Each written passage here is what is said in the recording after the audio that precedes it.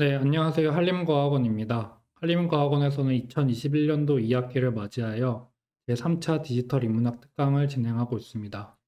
이번 시간은 그 두 번째 시간으로 한남대학교의 정유경 선생님을 모셨습니다. 정유경 선생님은 디지털 인문학적 관점으로 문헌정보학을 연구하고 계십니다. 그럼 박수로 정유경 선생님을 모시도록 하겠습니다. 안녕하세요. 한남대학교 문헌정보학과의 정유경이라고 합니다. 이번 한림과학원 디지털 인문학 특강에서 발표를 하게 되었는데요. 이 디지털 인문학과 관련해서 국문학, 또 국사학, 역사학, 중국학 등 다양한 분야에서 이루어지고 있는 디지털 인문학 연구들이 소개된 걸로 알고 있습니다. 저도 그 특강들을 통해서 다양한 주제와 연구 방법들을 접할 수 있었는데요. 이번 발표에서는 문헌정보학에 기반한 연구 방법들을 위주로 발표를 진행하려고 합니다. 이번 특강에서 제가 다룰 주제는 계량서지학을 통한 연구 동향 분석에 관한 것인데요. 특히 개체라고 하는 연구 분석단이랑 축적된 서지 자료들을 분석하는 것을 중심으로 살펴보려고 합니다. 그 중에서도 계량서지학이라고 하는 문헌정보학의 하위 연구 분야를 소개해 드리려고 하고요. 이 세부 분야에서 축적된 서지 자료들, 특히 축적된 연구 자료들을 어떤 식으로 활용하는지에 대해서 그 활용 방법을 연구 주제 분석, 동향 분석이라는 측면에서 다뤄보도록 하겠습니다. 그리고 연구 동향을 살펴볼 대상 학문 분야로는 디지털 인문학이라는 분야로 한정해서 살펴보았습니다. 이 발표의 전체적인 아웃라인은 오늘 소개해드리는 내용이 연구 동향에 관한 것이고 특히 디지털 인문학의 큰 흐름을 보는 연구이기 때문에 간단하게 이 디지털 인문학이라는 학문 분야에 대해서 짚어보고 특히 연구 동향을 파악하고자 하는 디지털 인문학의 연구 동향을 파악하고자 하는 연구들을 살펴보겠습니다.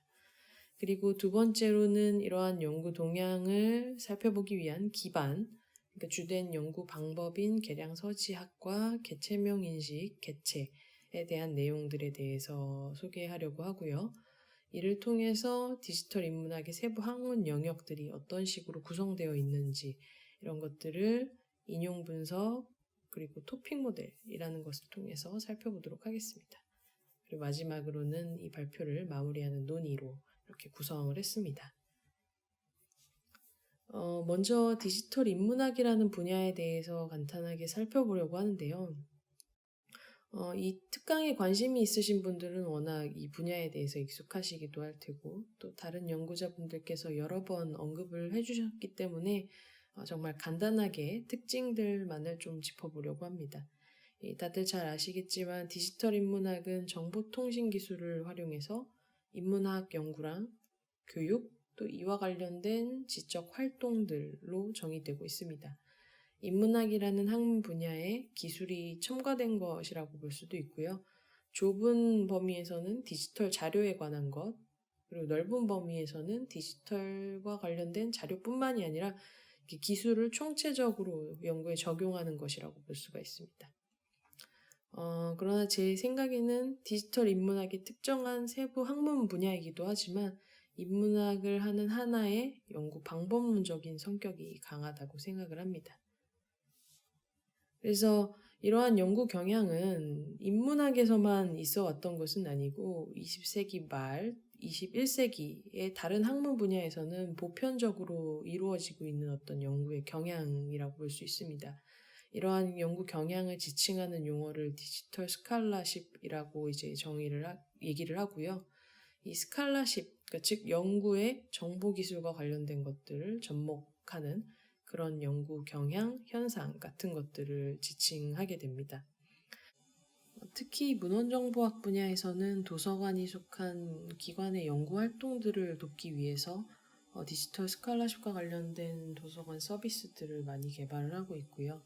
디지털 스칼라십과 관련된 다른 연구들도 수행을 하고 있습니다.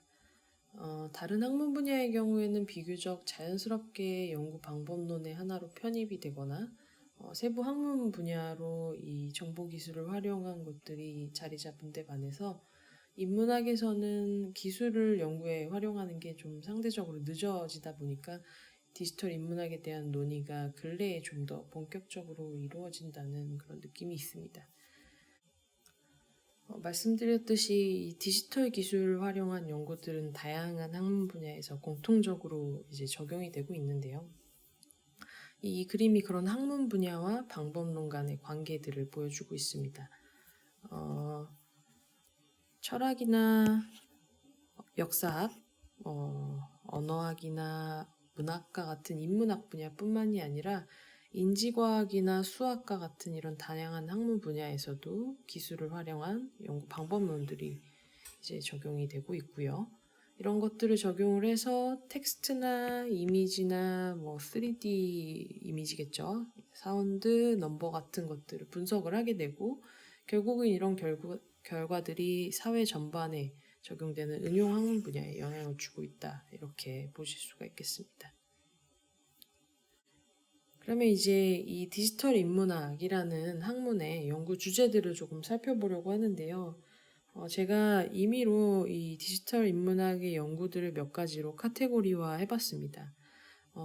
가장 대표적인 것으로는 자료들을 디지털화하고 디지털화한 자료들을 데이터베이스에 축적하는 이 자료 보존과 활용 분야가 있겠고요. 그리고 그렇게 보존하는 자료들, 아카이빙한 자료들을 가공해서 그걸 통해서 뭔가 지식을 발견하는 연구 분야. 그리고 이렇게 축적된 자료들 같은 경우는 양이 증가하기 때문에 우리가 분석할 수 있는 연구 대상의 규모가 증가하게 됩니다. 따라서 이런 대규모의 연구 대상들을 분석하기 위한 양적 분석 방법들이 이제 최근에 소개되고 있고요. 특히 그것들을 조금 더 정교화해서 특정한 연구 목적을 달성하기 위해서 뭐 기계학습이나 이런 것들을 적용한 텍스트 말뭉치 분석 같은 것들이 최근에 연구되고 있다고 볼 수가 있습니다. 그것들을 간단하게 이제 하나씩 살펴보도록 하겠습니다. 워낙 많이 알고 계시겠지만 가장 초기의 디지털 인문학 연구는 데이터베이스를 만드는 작업입니다. 이탈리아 예수회 신부 로베르토 부사의 작업이 이제 가장 대표적인 것이 되겠고요. 우리나라에서도 이와 유사하게 문과 방목 데이터베이스화 작업이나 아니면 우리 국가 주도의 뭐 한국 고전적 종합 목록 시스템, 역사정보 통합 시스템, 한국사 데이터베이스 같은 것들이 이제 만들어지게 됩니다. 이것이 이제 가장 기초적인 그리고 가장 바탕이 되는 그 작업이라고 볼 수가 있고요. 가장 대표적인 예로는 런던 프로젝트와 3.1운동 데이터베이스를 들 수가 있겠는데요. 이런 데이터베이스들 같은 경우는 앞서 언급한 것과는 조금 차이가 있는 것이 데이터베이스에 축적된 자료들을 가공하고 자료와 자료를 연결했다는 점에 있습니다. 그러니까 기존의 것들은 디지털화하고 보존하는 데에 그쳤다고 한다면 이 데이터베이스들 같은 경우는 그 자료들을 활용하고 그 데이터에 기반해서 뭔가 지식을 창출해간 방향으로 변화했다고 볼 수가 있습니다. 그것과 관련돼서 굉장히 유명한 케이스로는 대만의 중국 근대 사상사 전문 데이터베이스인데요. 이 데이터베이스에서는 1830년에서 1930년에 발행된 근대 잡지, 교과서, 문서, 저서 이런 것들 굉장히 상당히 많은 양의 텍스트들을 수집해서 제공을 하고 있습니다. 키워드를 대상으로 키워드로 검색을 할 수 있게 한다거나 저자, 연도, 출판물 등의 조건들을 사용해서 2차 검색이 가능하도록 하는 그런 기능들을 제공을 하고 있습니다. 특히 이제 주목할 만한 것은 이 데이터베이스에 대해서 접근하는 것뿐만 아니라 분석이나 시각화할 수 있는 그런 기능들을 제공하고 있다는 건데요. 이 우리 앞서 언급했던 데이터베이스들도 그 초기의 데이터베이스에 비해서 자료들을 가공하는 형태로 발전해 나가는 것과 이 같은 맥락이라고 보실 수 있을 것 같습니다. 이렇게 축적된 자료들이 있게 되면 이 자료들의 양이 많아지게 되고 이 많은 양의 자료들을 양적으로 분석할 수 있는 방법론들을 도입할 수 있게 됩니다. 그래서 이런 자료들을 특히 텍스트 자료들을 양적으로 분석하고자 하는 연구 경향들이 나타나게 되는데요. 이렇게 디지털화된 텍스트로부터 개념어를 추출하거나 이 개념어 단어들 간의 관계망을 구축해서 네트워크나 지도로 그 내용 같은 것들을 파악하는 연구들이 이제 진행이 되고 있습니다. 특히 이제 인문학에서 사용하던 연구 주제들, 연구 소재들은 여전히 유효하고요. 다만 이제 디지털화된 자료들을 활용을 해서 좀 더 의미 있는 정보들을 찾아내고자 하는 거, 또는 시각화하고자 하는 그런 시도들이 이루어지고 있다고 볼 수가 있습니다. 근데 이런 연구 경향에 불을 붙였다고나 할까요? 그런 연구로는 특히 이제 모리티의 멀리 읽기가 나오면서부터입니다. 디스턴스 리딩이라는 책이 소개되면서 이 영문학에서 전체 코퍼스를 대상으로 이 단어의 빈도에 기반한 분석 같은 것들이 이제 수행이 되기 시작했습니다. 이 경향과 더불어 우리나라에서는 물결 21코퍼스 같은 것들이 만들어지게 되었고요. 단어와 단어 간의 관계를 파악하는 네트워크 분석 연구들도 이제 우리나라에서 다수 이제 이루어졌습니다. 우리 한림과학원의 개념사 연구가 대표적인 것이라고 볼 수가 있고요. 그 이외에 이제 단어 네트워크 분석, 타핑 모델링 같은 것들이 적용된 분석 같은 것들이 이제 현재도 계속 수행되고 있습니다. 이런 단어 자체에 초점을 맞추는 연구들은 이제 딥러닝이라는 기법들이 도입이 되면서 조금 더 이 다양한 연구들이 수행이 되고 있는데요. 적벽과 이본을 분석하는 연구들, 이 같은 경우는 딥러닝이라기보다는 클러스터링 분석들이 이제 적용이 되었고, 워투백이라는 그 단어 임베딩 기법이 적용된 연구 같은 것들이 최근에도 이제 수행이 되고 있습니다. 이런 것들은 이제 그 해외에서는 컬처로믹스라는 연구 분야로 좀 더 유명한데요. 이 연구 같은 경우는 2011년에 사이언스지에 소개된 논문입니다. 수많은 그 출판된 책 정보들을 스캔해서 약 500만 건의 책들을 분석을 하게 됩니다. 책에 있는 단어들의 빈도를 통해서 해당 시기에 문화사 같은 것들을 이제 파악할 수 있게 되는 건데요. 예를 들어서 남북전쟁 시기에 이 노예제와 관련된 단어들의 빈도가 늘어나는 것들을 통해서 그 당시의 사회상 같은 것들이 실제 어땠는지 이런 것들을 이제 파악하게 되는 그런 연구 경향이라고 볼 수가 있습니다. 앞서 언급한 연구들은 이제 주요한 데이터베이스 연구들을 이제 소개한 것이었고요. 전반적으로 이런 디지털 인문학 분야가 어떤 식으로 연구가 이루어지고 있는지에 대한 연구 동향에 관한 것들도 많이 이루어져 왔습니다. 초기에는 주로 해외의 연구 사례들, 정책들, 어떤 식으로 우리나라의 디지털 인문학이 발전해야 하는지 이런 것들을 검토하는 연구들이 주된 그 연구들이었고요. 2018년에는 역사학보에서 독일, 프랑스, 영국, 미국, 대만의 디지털 역사학의 연구 경향을 다룬 특집보가 나왔고요. 그 이후에도 관련 학회에서 디지털 인문학과 관련된 총서 같은 것들이 꾸준히 발행되고 있습니다. 이런 디지털 인문학에 대한 그 연구 동향을 이렇게 양적인 분석으로 살펴보는 연구들도 이루어지고 있는데요. 앞선 연구들은 특정한 사례에 초점을 맞추거나 질적 연구들이 많은데 반해서 이 축적된 연구 성과들, 연구 결과물들을 양적으로 분석하는 개량 서지학적 분석들도 이제 이루어지고 있습니다. 국내에 출판된 학술 논문을 통해서 연구 동향을 파악하는 연구들도 있었고요. 해외에서는 디지털 인문학 연구에서의 협업 패턴 같은 것들을 네트워크 분석 기법으로 살펴본 연구들이 있었습니다. 특히 이제 인문학 분야나 컴퓨터 사이언스, 문헌정보학이나 어문학 분야의 협업이 이루어지는 것들을 양적 분석을 통해서 살펴보았습니다. 이렇게 축적된 연구 성과물들, 학술 논문들을 대상으로 연구 동향을 분석하는 것이 이제 개량 서지학 또는 개량 정보학이라고 볼 수 있는데요. 양적으로 연구 성과물들을 분석하는 것을 의미합니다.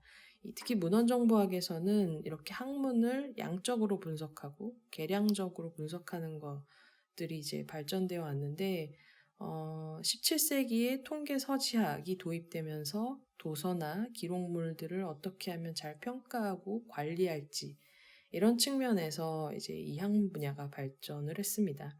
그래서 평가적 계량 서지학이라고 하는 분야가 문헌정보학의 어떤 한 세부 연구 영역으로 자리 잡게 되었고요. 특히 정보의 양이 늘어남에 따라서 이 정보들을 어떻게 효율적으로 통제하고 관리하고 이럴지가 이제 핵심이라고 볼 수가 있습니다. 교수님들께서는 익숙하실 그 SCI가 이제 1960년대에 나오게 되는데요.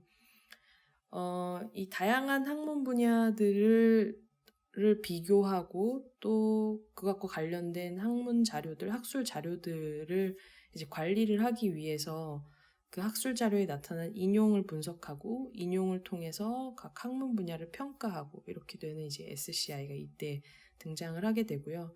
이런 것들을 전반적으로 다루는 학문을 처음에는 이제 계량 서지학이라고 불렀다가 이 분야가 과학기술 분야에 초점이 맞춰졌을 때는 과학계량학, 전반적인 정보를 측정한다라고 했을 때는 계량정보학이라는 용어로 이제 사용되게 되었습니다.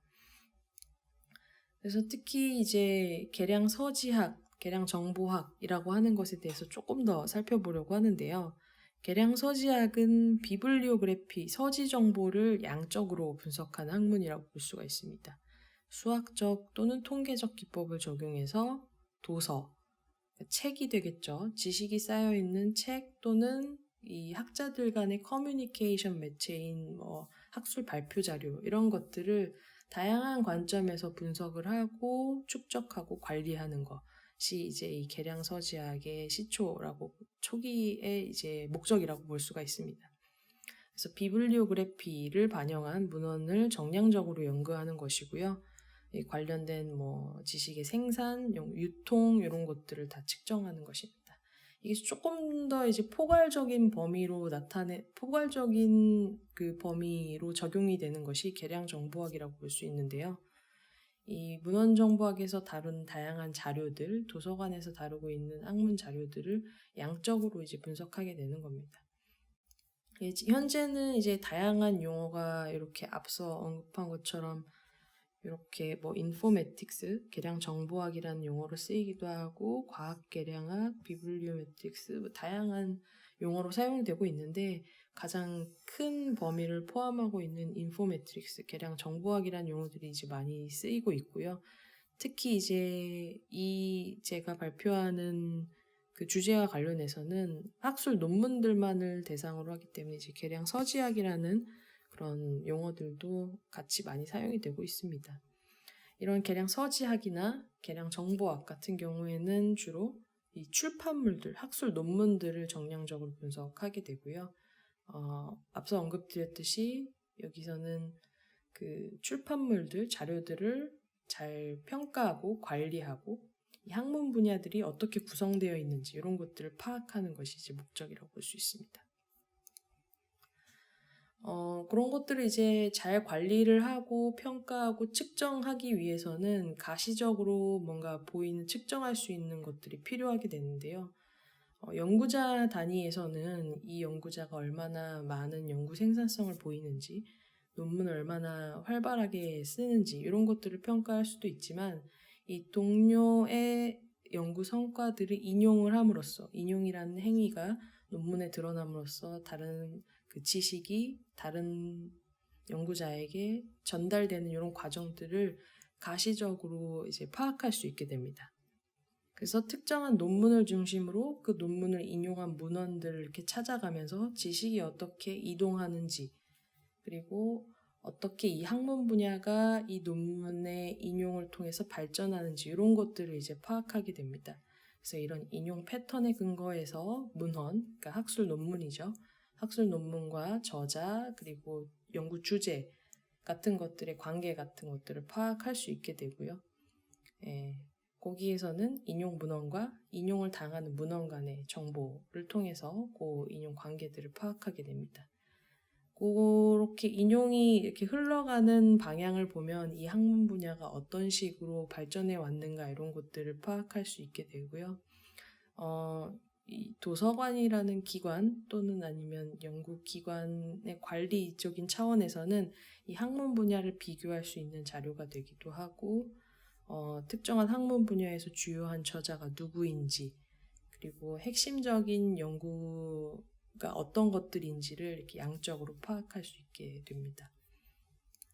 그래서 그런 평가 지표들이 굉장히 많이 발전을 하고 개발이 되었는데요. 특히 웹 오브 사이언스라는 기관에서 이 인용 정보들을 다 다 이렇게 디지털화해서 어떤 논문이 어떤 논문을 인용하고 있는지를 다 디지털화해서 어떤 사람이 쓴 논문이 가장 인용이 많이 되는지 이런 것들을 이제 다 측정을 하게 되고 그거에 기반해서 상위 1% 논문이 무엇인지 그 가장 이용이 많이 되고 다른 사람에게 영향을 많이 끼친 연구자, 연구 논문, 학술 저널 이런 것들을 이제 살펴볼 수 있게 됩니다. 그래서 이렇게 다양한 지표들이 개발이 되었고요. 이렇게 지표를 통해서 평가를 하는 것도 가능하지만 그 아까 말씀드린 인용이라는 거는 지식이 전달되는 과정을 우리가 눈으로 인용이란 행위를 통해서 볼 수 있게 됩니다. 그래서 서지 정보에 나타난 우리 참고 문헌이나 그런 데에 나타난 인용을 통해서 기존에 쌓여있던 지식들이 어떤 방향으로 흘러가는지를 측정할 수 있게 되고요. 보통은 이런 식으로 인용된 관계들을 네트워크 분석을 통해서 살펴보게 됩니다. 여기 보면 보통 이런 방식으로 그림을 그리게 되는데요. 특정한 논문 A가 B라는 논문을 인용을 하고 있을 때 이런 논문 하나하나를 노드로 설정을 하고 인용할 때 이런 화살표로 인용을 하고 있다라고 표시를 합니다. 그래서 실질적으로 그 지식이 흘러가는 방향은 이런 식으로 B에 있는 논문의 지식이 A에 있는 논문으로 흘러가는 이런 방향으로 이제 이루어지게 되겠죠. 이렇게 논문과 논문 간의 관계를 살펴볼 수도 있고요. 특정한 논문이 사실 하나의 논문만을 인용하고 있지 않기 때문에 특정한 논문이 하나의 논문만을 인용하는 것은 아니기 때문에 이처럼 A라는 논문을 인용할 수도 있고 B라는 논문을 인용할 수도 있습니다. C라는 논문이 하나의 논문만을 인용하는 것은 아니기 때문에 이런 인용망들을 이제 우리가 구축할 수 있게 되는 거고요. C라는 논문이 추가적으로 D라는 논문을 인용할 수도 있는 것이고 이 D라는 논문은 또다시 E라는 논문을 인용할 수 있고요. B가 E를 인용할 수도 있고 이렇게 복잡한 인용 관계가 나타난 네트워크들이 만들어지게 되고 그 네트워크들을 이제 분석할 수 있게 됩니다. 이렇게 하는 이유는 결국은 우리가 구글 스칼라에 가보면 이런 메시지가 있는데요. 다들 아마 보셨을 것 같습니다. 거인의 어깨에 올라서서 더 넓은 세상을 보라. 이제 결국은 이미 만들어진 연구 결과들을 바탕으로 새로운 연구 결과들이 나오게 되고 그런 것들은 지식의 흐름으로 나타낼 수 있기 때문에 그런 것들을 이제 이런 인용 네트워크 분석을 통해서 파악할 수 있게 되는 것이죠. 이런 인용 분석은 단순하게 어떤 논문이 어떤 논문을 인용한다라는 관계로도 파악을 할 수 있지만 이 논문이 여러 논문들을 인용을 하고 있기 때문에 그 논문들 간의 관계를 측정하는 방법에 크게 이렇게 서지결합과 동시인용이라는 방법을 통해서 논문들 간의 관계, 인용 관계 같은 것들을 파악하게 됩니다. 먼저 서지결합 기법이라는 것에 대해서 말씀을 드릴 텐데요. 우리가 논문을 썼을 때 이런 형식으로 나타난다고 하면 이 논문 자체들 간의 관계를 비교하는 것이 관계를 측정하는 것이 서지결합 기법이라고 볼 수가 있습니다. 어떤 논문과 가라는 논문과 나라는 논문 간의 관계를 인용으로 이제 파악을 하게 되는데 가에서 인용하고 있는 참고 논문들과 나에서 인용하고 있는 참고 논문들을 비교해서 얼마나 겹침이 있는지 이런 것들을 비교하는 것이 서지결합 기법이라고 할 수 있습니다. 두 문헌 속에 공통으로 인용된 문헌들이 몇 개인지 비슷한 논문들을 인용할수록 두 논문의 주제들이 비슷하다라고 이제 가정을 하는 거죠. 그것이 서지결합 기법이고요. 두 번째 볼 동시인용 분석 기법 같은 경우는 인용이 되는 피인용 문헌들 간의 관계들을 살펴보는 방법입니다. 그러니까 요 예에서는 여기 참고 문헌에 있는 A, B, C, D, A, C, A, B, D 이렇게 참고 문헌이 달려 있는데요.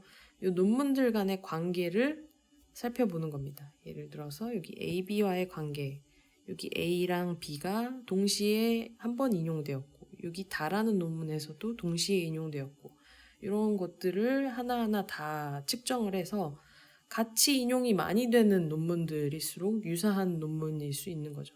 후대의 많은 학자들이 나와 어떤 다른 사람의 논문을 동시에 계속 인용하고 있다라고 한다면 내 논문과 다른 사람의 논문이 굉장히 유사한 아니면 뭐 비교할 만한 그런 논문이라고 볼 수가 있는 거죠. 그래서 참고 문헌에 나오는 문헌들, 즉 피인용된 문헌들 간의 관계를 살펴보는 방법입니다.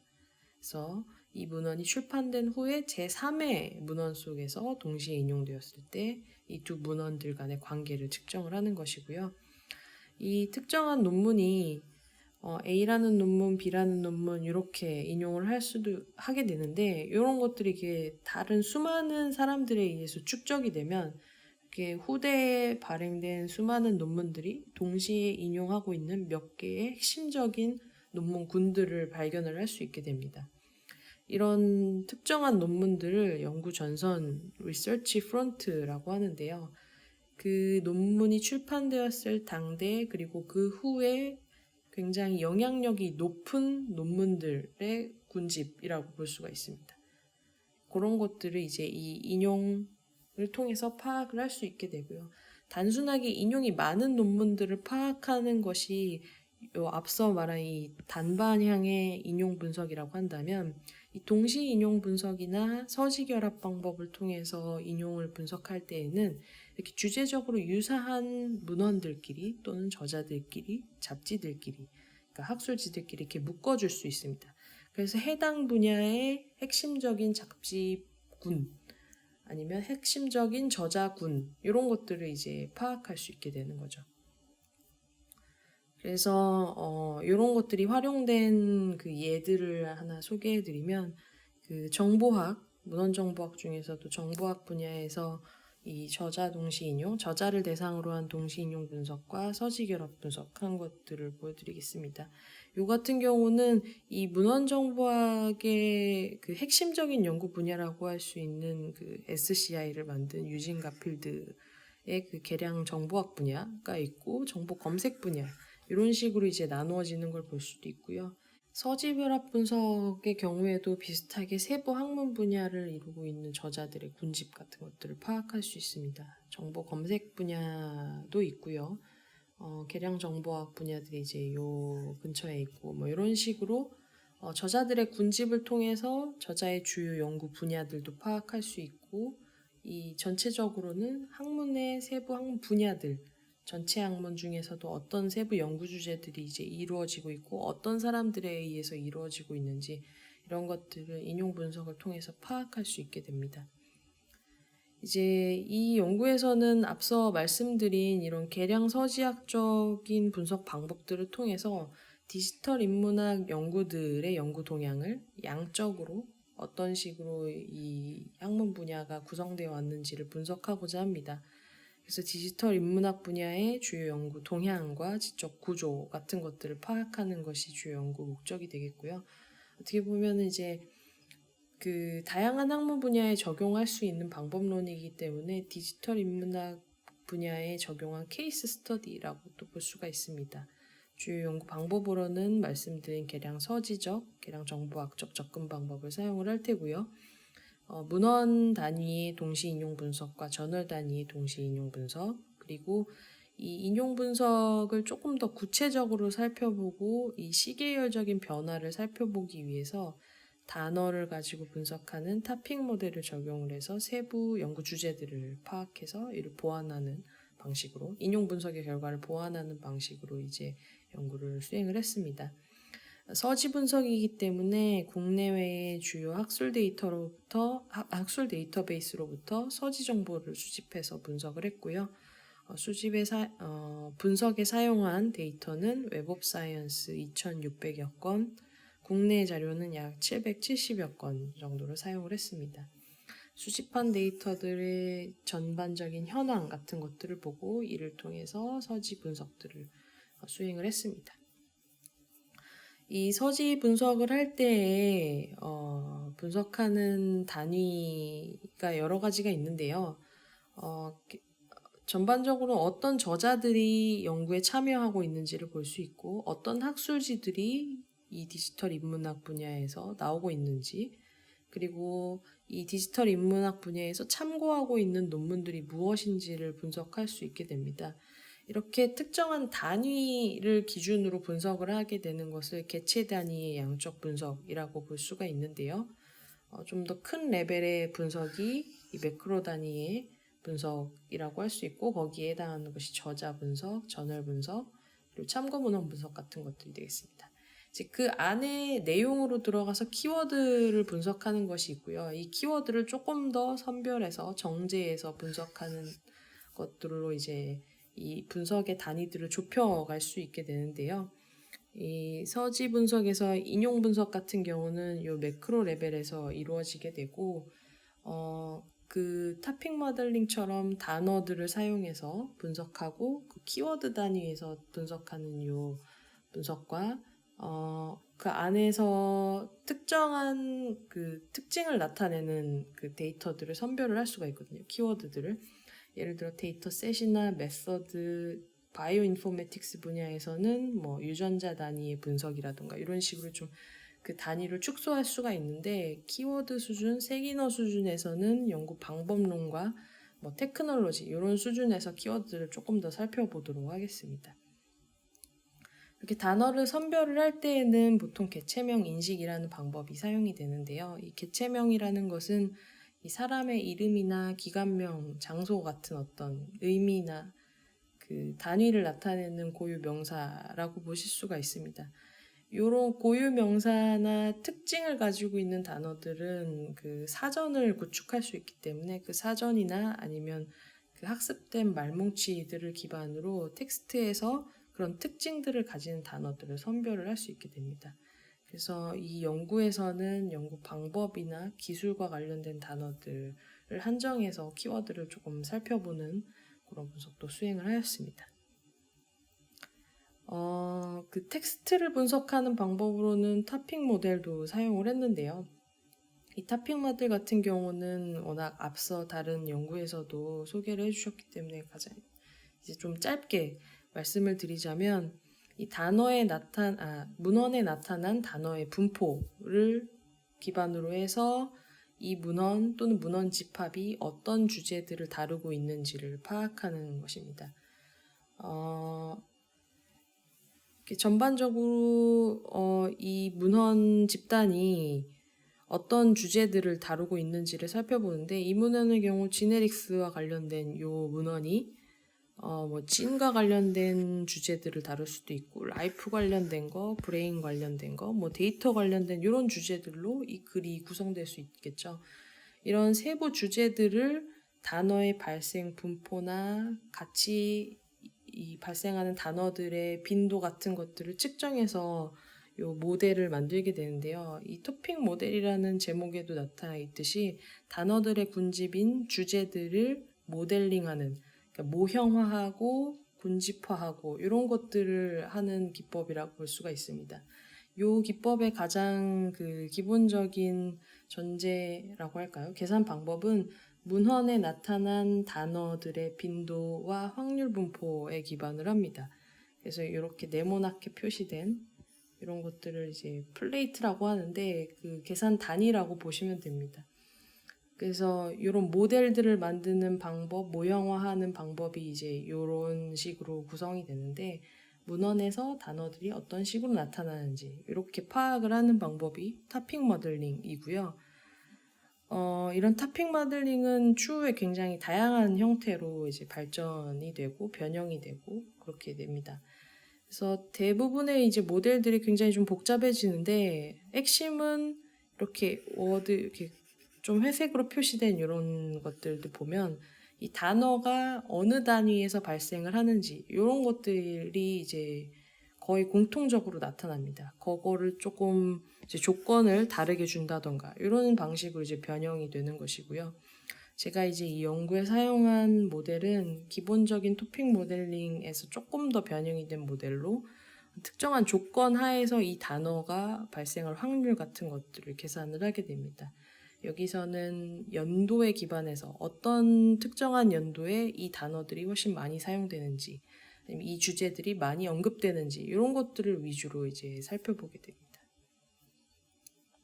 이 토픽 모델링 같은 경우는 주제들을 전체 문헌에서 다루고 있는 주제들을 파악하는 것이기 때문에 이런 주제들을 임의로 몇 개를 뽑아낼지를 선별하는 그런 과정이 이제 필요하게 되는데요. 수치적으로 로그 우도 추정치라고 해서 로그 라이클리후드 그 에스티메이터를 사용해서 이 값을 측정을 하고 이 뽑아낸 주제들이 원래의 말뭉치들을 얼마나 잘 표현하는지 이런 것들을 계산을 하게 됩니다. 그 수치에 따라서 이 정도의 문헌 집합에서는 몇 개의 토픽들로 구성되었을 때 제일 좋겠구나 이런 것들을 이제 선택을 하게 되고 그 과정을 거친 내용입니다. 이것들은 이제 사전 실험이기 때문에 넘어가도록 하겠습니다. 이제 본격적으로 이 디지털 인문학과 관련된 연구 논문들의 통계 수치 그리고 단어 인용 관계 이런 것들을 이제 살펴보려고 하는데요. 먼저 가장 처음 볼 것은 이 연도별로 관련된 논문들이 얼마나 많이 출판되고 있는가입니다. 이런 경향들은 디지털 인문학뿐만 아니라 거의 대부분의 학문 분야에서 이제 나타나는 경향입니다. 이렇게 시간이 지날수록 연구에 참여하는 사람도 늘어나게 되고 연구의 양도 늘어나기 때문에 이 시간에 따라서 점차 늘어나는 경향은 대부분의 학문 분야에서 공통적이고요. 다만 이제 볼 것은 이렇게 피크를 찍고 있는 이런 시기에 어떤 영향이 있었길래 어떤 논문이나 어떤 학술적 성과가 있었기에 이제 이런 그 경향을 보이는지 이런 것들을 이제 추후에 분석을 하게 됩니다. 그래서 뒤에 연구에서도 그런 것들을 연구 결과에서도 그런 것들을 살펴보게 될 거고요. 핵심적인 관련 학술지들도 살펴보았는데요. 우리나라의 경우에는 인문 콘텐츠 학술지가 가장 이 디지털 인문학과 관련된 연구 내용들을 많이 포함하고 있었고, 해외에서는 디지털 휴머니티스 쿼털리라고 하는 저널이 가장 그것과 관련된 연구 논문들을 많이 수록하고 있었습니다.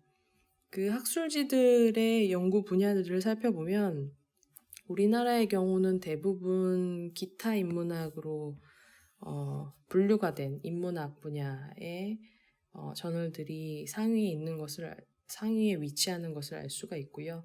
해외의 경우에는 디지털 휴머니티, 디지털 스칼라십 이런 연구들도 있지만 이게 링귀스틱, 리터러리 앤 링귀스틱과 같은 분야 또는 히스토리컬, 소셜 리서치 이런 식으로 특정한 학문 분야에서 발행되는 그 학술지들도 있습니다.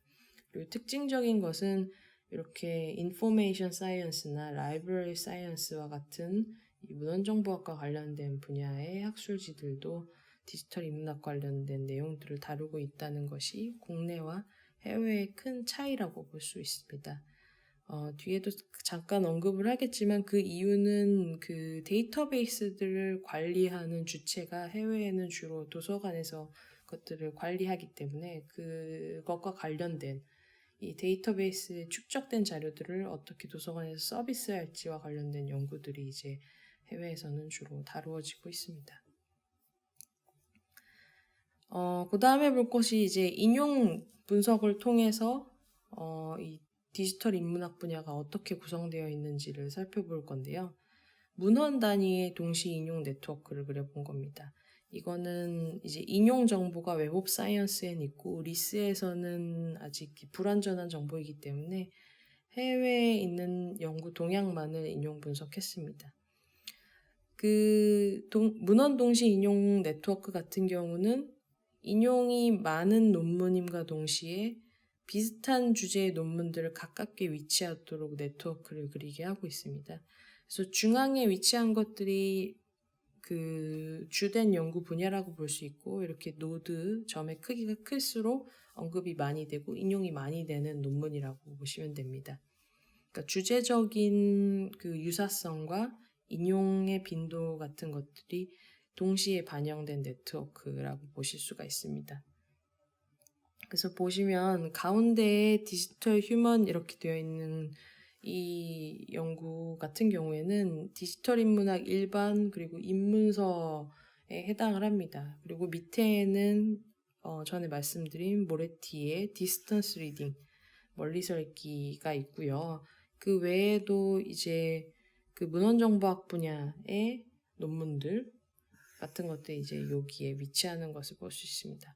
요 세부 이제 내용들을 조금 살펴보면 이 인용된 빈도를 기준으로 각각의 그 주요 연구들이 어떤 주제 분야를 나타내고 있는지를 살펴본 건데요. 이렇게 빨간색으로 나타난 앞에서 여기 빨간색으로 나타난 요 분야들 경우에는 디지털 휴머니티 일반적인 내용이라고 볼 수가 있습니다. 이런 연구들이 이제 여기에 해당이 되고요.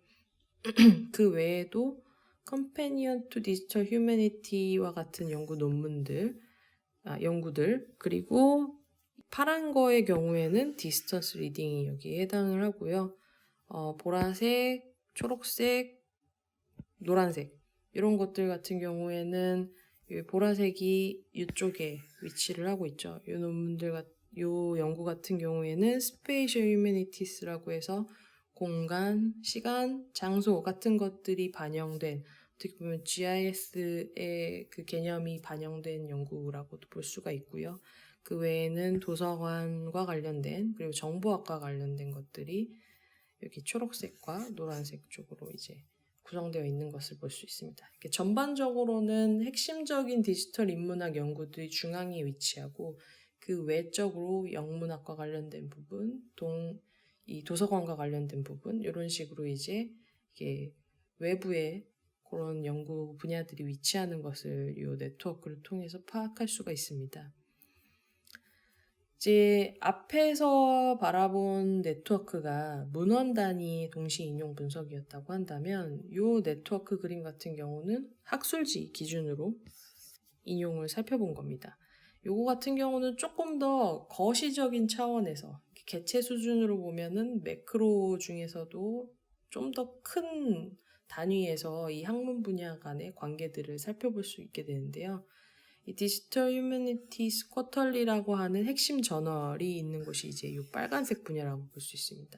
디지털 휴머니티를 중심적으로 다루는 학문 분야가 이쪽에 있을 수 있고, 이쪽에 위치하고 있고, 그 외에 시각화를 다루는 그 저널들이 이 노란색으로 위치를 하고 있습니다. 그 외에 컴퓨터 사이언스, 그 컴퓨터 과학과 관련된 연구 영역, 정보학과 관련된 연구 영역, 도서관 분야의 연구 영역, 이런 식으로 이제 학문 분야들이 서로 인용 관계를 주고받고 있는 것을 알 수 있습니다. 특이한 것은 이제 MIS라고 해서 경영정보 시스템이죠. 여기도 보면 이 자료들을 관리하고 이런 학문 분야이기 때문에 이 정보학과 관련된 이런 라인에 같이 위치하고 있는 것을 알 수 있습니다. 그러니까 핵심적인 그 디지털 인문학 DH 코어 분야가 중심에 있고, 그 외에 이렇게 관련되어 있는 연구 분야들이 이렇게 위치하는 것을 전반적으로 이제 파악할 수가 있게 되는 것이죠. 그 다음에는 이제 키워드들의 네트워크를 살펴보았는데요. 키워드 네트워크 중에서도 데이터나 그 방법론, 테크놀로지 기준에서의 그 개체들만을 따로 살펴보았습니다. 이 휴머니티라고 하는 그 인문학이라고 하는 단어가 이제 가장 중앙에 위치하게 되고요. 특히 이제 히스토리와 관련된 디지털 역사학과 관련된 분야들이 요 중앙에 위치하는 것을 볼 수 있습니다. 크게 이 네트워크를 보면은 이렇게 인문학과 관련된 내용들이 있고, 이쪽에 보면은 이제 디지털 라이브러리와 같이 이것들을 저장하고 관리하는 쪽과 관련된 그런 그 키워드들이 나타나는 걸 알 수 있습니다.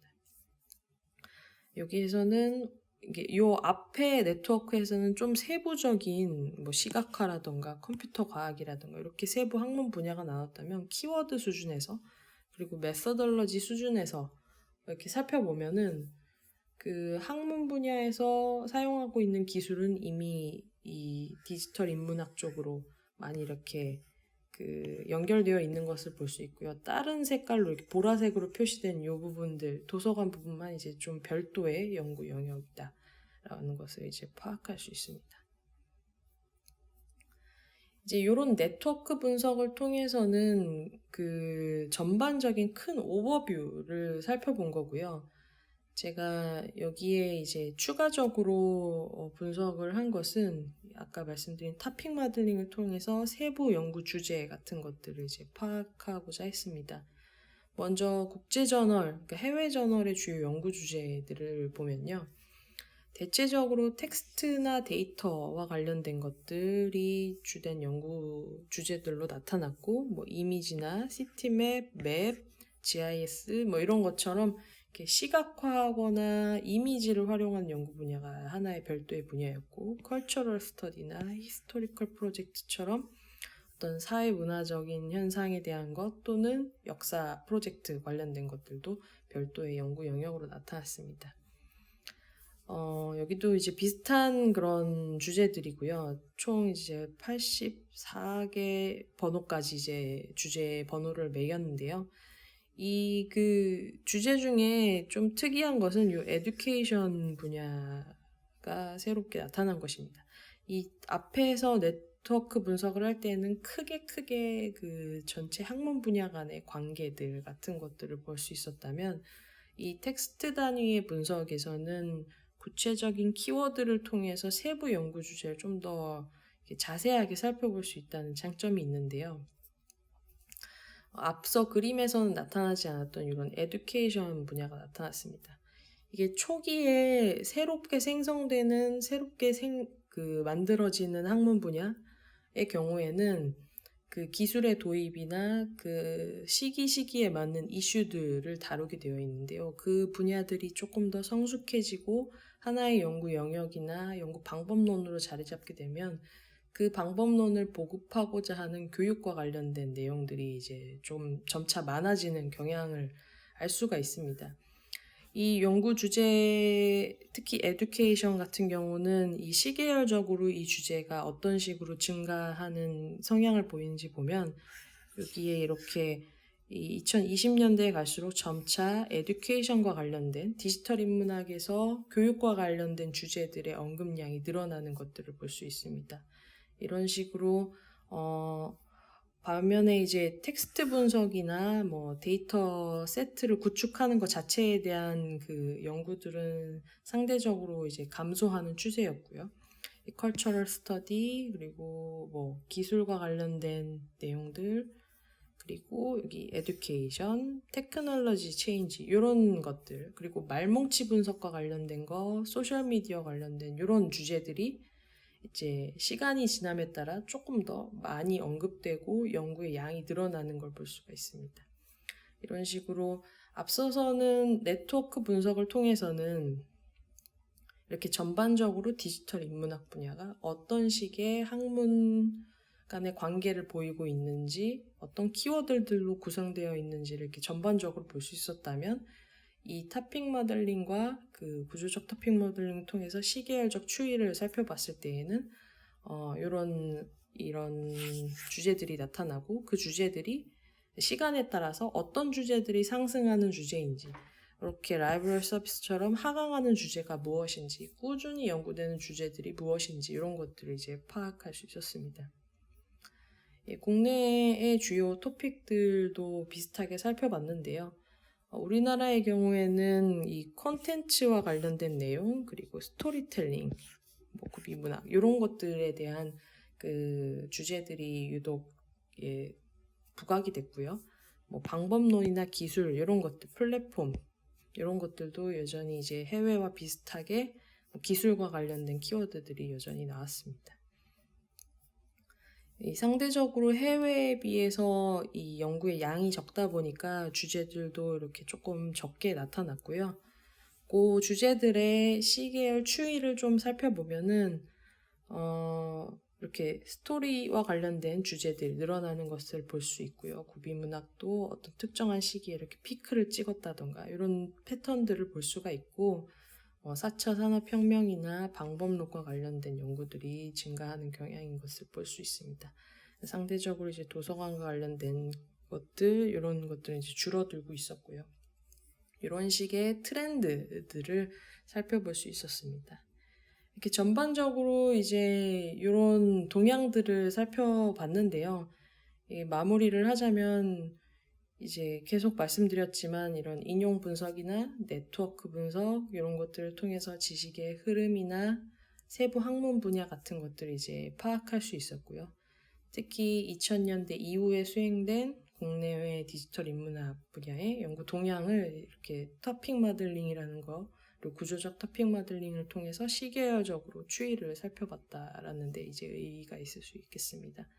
국내에서는 역사학 분야, 사료를 디지털화하는 것, 문화 콘텐츠 이런 것들이 이제 주된 연구 영역이었고 스토리텔링 같은 그 콘텐츠와 관련된 영역들, 국문학 관련된 영역들 이런 것들이 이제 나타났고요. 해외에서는 비슷한 이 경향이긴 했습니다. 역사나 컨텐츠가 주된 연구 영역이었고 좀 다른 점이라고 한다면 시각화와 관련된 영역이 굉장히 뚜렷하게 나타났다는 거 그리고 소셜미디어와 관련된 토픽도 뭐 상승하는 추세로 나타났다는 거 이런 것들이 좀 차이가 있겠습니다. 그리고 전반적으로는 아카이브와 관련된 거 디지털화와 관련된 논의들은 줄어들고 이 자료를 어떻게 활용하는지 기술과 관련된 것들 이런 걸로 넘어가는 경향이 있었고요. 특히 해외의 토픽 중에 교육과 관련된 연구들이 증가하면서 점차 어떤 하나의 학문 분야로 자리 잡아가는 것이 아닌가 하는 추측을 하게 했습니다.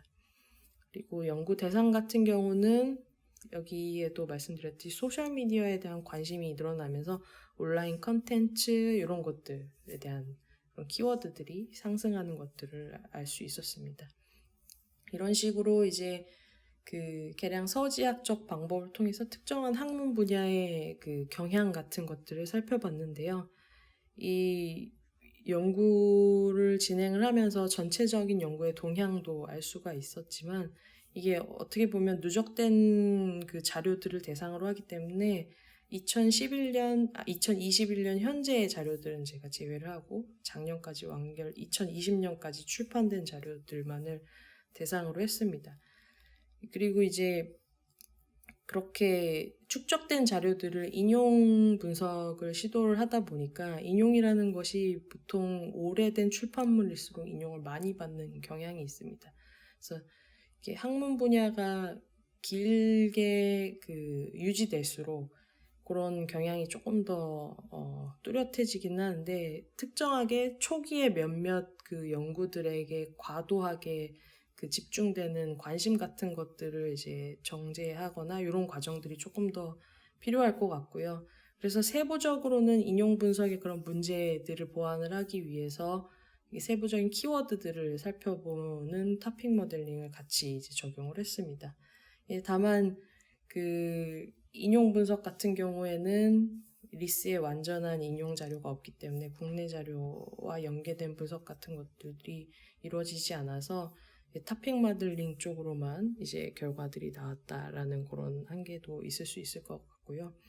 이제 이런 문제점들을 조금 더 보완을 해서 추후에는 이 학문 분야 간의 협업이 실질적으로 어떻게 이루어지고 있는지, 어느 학문 분야에서는 어떤 연구 방법을 더 많이 사용하고 있는지, 컨텐츠 분야와 기술 분야가 어떤 식으로 협업을 이루고 있는지 이런 것들에 대한 추가 분석 같은 것들이 이루어진다면 좀 더 풍부하게 이 디지털 인문학이라는 분야를 이해할 수 있지 않을까 싶습니다.